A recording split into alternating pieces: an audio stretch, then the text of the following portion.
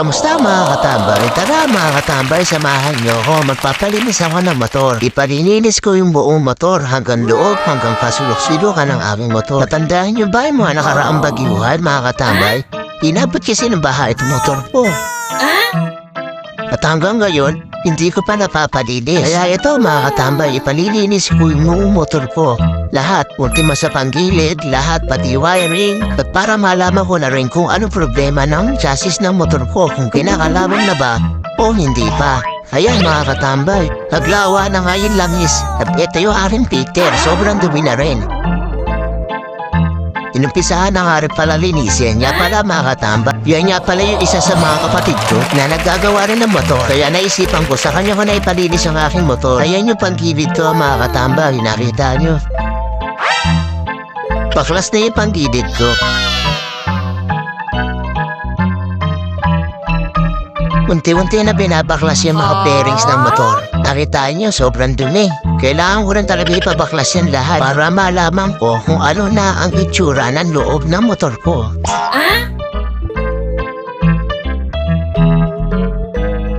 Tumulong na nga rin pala ako magbaklas dito mga katambay.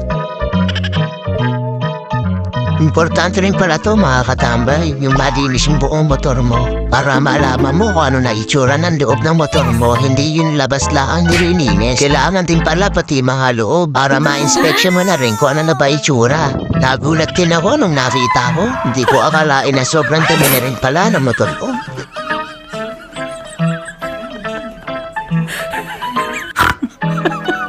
Ito itsura ng loob ng motor ko. Sobrang dumi at ang mga alikabok, mga nagkapala na at namahay na.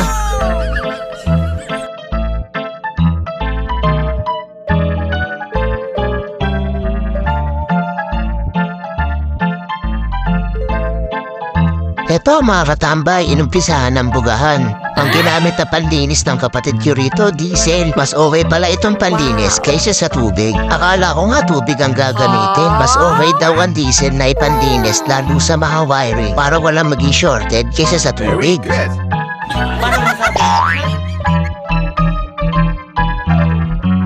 Shoutout nga pala sa'yo, Jan Casper De Jesus.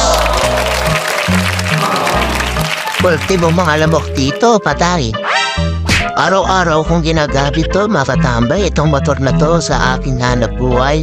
Sa paggagrab, kumulan at umaraw, sinasagpo pala itong aking motor. Kaya karapat dapat lang na ipalinis ko itong aking motor. Kaya sa mga gusto magpalinis dyan, sa mga kasabahan ko sa Grab, sa tambayan, PM na lang ako mga katambay. Unang puga ng pagdilinis ng aking chassis mga katambay.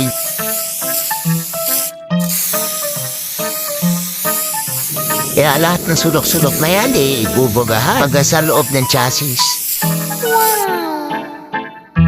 Ito, kinukutot yung mga dumi ng aking chassis na mga namuo. At ultime yung mga kalabang sa loob-loob ng aking mga chassis kinukutkot niya na rin. Pangalawang buga ng aking motor. Ito, sinisipat maigi para humulas lahat ng mga dumi. Grabe mga katambay, sobrang dumi talaga. Ito itsura ng aking motor mga katambay. Pagkatapos linisin at putputin yung mga dumi at mga kalawang, nagmukha na ulit siyang bago.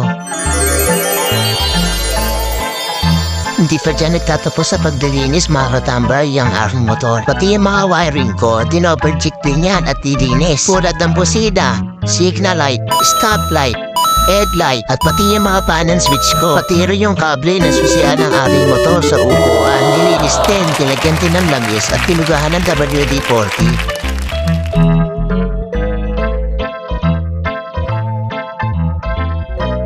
Kinukumpleto na yung mga tornilyo para maibalik na lahat ng mga bearings. Pati yung preno ko sa harap, pinayos yun na rin. Very good.